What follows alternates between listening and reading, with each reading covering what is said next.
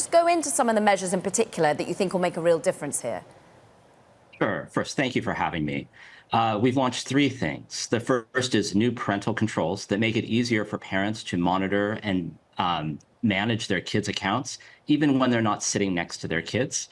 We've also updated how our younger users under 13 can communicate on the platform. And finally, we've built in additional protections for our youngest users.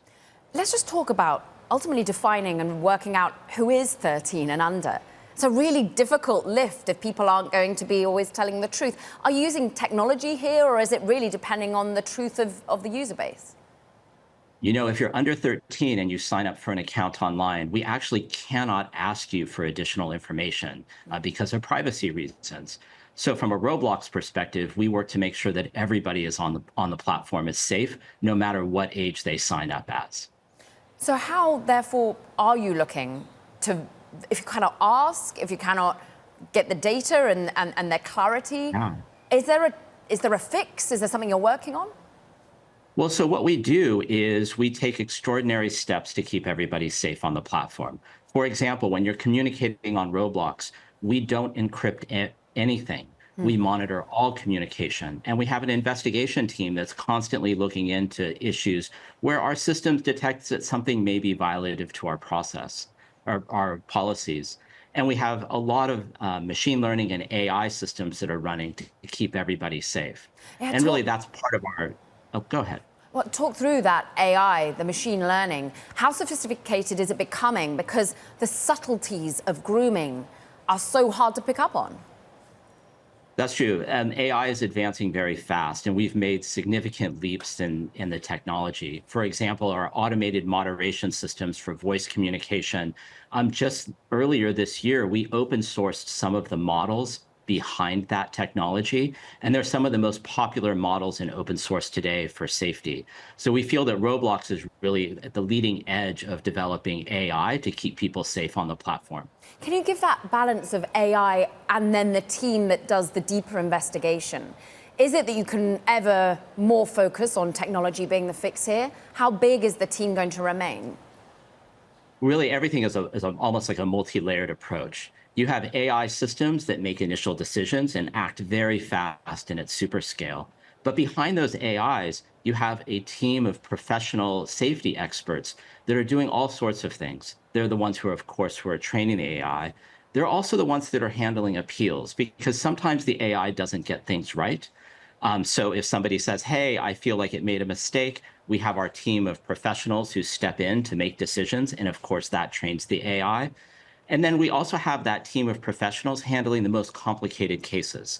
So for example, we have a team of investigators who are constantly looking at the platform, trying to understand if there are bad actors, and if there are, immediately removing them from the platform, and working with our law enforcement partners to keep the platform safe. Yeah, focus in on the bad actors side. You've outlined how you're going to be protecting the users, the children, but the people who come on who aren't who they say they are, who are indeed the predators. What are you doing to innovate there?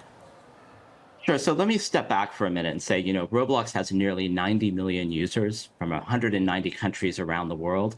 And these users are enjoying experiences with their friends and with their families. And it's a really important part of their life.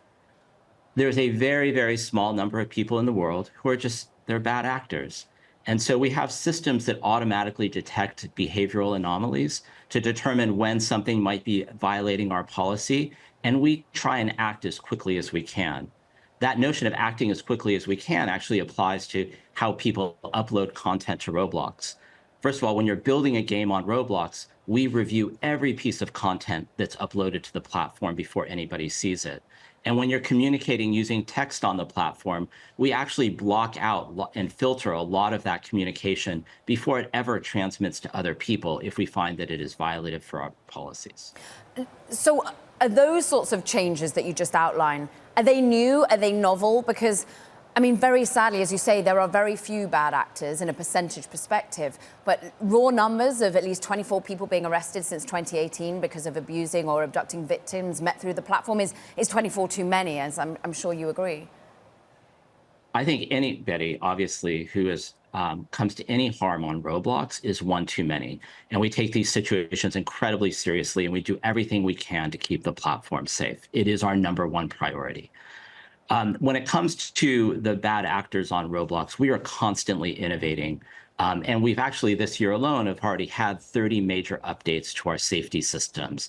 So the release that we're talking about today and that we announced this week is really about limiting exposure to some of our youngest audiences to content that's more appropriate to teenagers.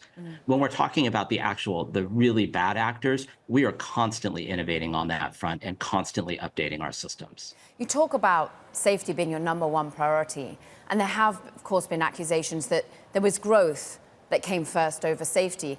Do you still feel in any way that that's the case, or do you ultimately have to slow down signups in some way to ensure the number one priority is safety? Our number one priority is safety. I mean, I think that's just our first principle. And if you think about it from a company perspective, Roblox was founded, nearly 20 years ago, where the audience was primarily kids in the beginning. And really, since its foundation, protecting the users on the platform has been our first priority. And it's good for our business. It's good for growth. It's obviously good for our users. Everyone at Roblox understands that. Yes, sometimes we slow things down to account for safety issues. For example, when we first start developing new features, we'll sit down with those feature teams and talk about risks associated with a feature and make sure we address those at the very beginning rather than waiting until the very end and trying to fix something. We build safety in at the beginning. You're not the only company that, in many ways, has let a genie out of a bottle here because of those few bad actors. And I'm interested as ultimately how the focus shifts from being one where companies are the ones we turn to fix this, or how much the onus is on the parents, on the children, on the users. Where do you think that balance lies, Matt? I think companies need to take a proactive stance to keeping their users safe on the platform. Obviously, we want to provide as many systems and controls and insights to parents as possible. But from our perspective, we need to make the assumption that parents aren't always in the room and aren't always involved. And that's okay. Parents are really busy. They're, spread between their jobs and all kinds of different things going on. And we need to play a proactive role. I think when you're talking about like the larger problem that we face, I think it's almost like it's a problem across the internet. And so the other thing that we think a lot about on Roblox is how do we keep people safe on Roblox, knowing that our users also have accounts on other platforms and they have phone numbers and cell phones and things like that. And we do our best to keep people on Roblox. So we try and block people from sharing personal identifiable information. We try and block people from directing users to other platforms because we know that we can keep Roblox safe, and we know that we go to great ends to keep the platform safe, but other platforms don't operate at the same standards that we do. So it's very important for us to do what we can to make sure that people stay safe on Roblox while they're there.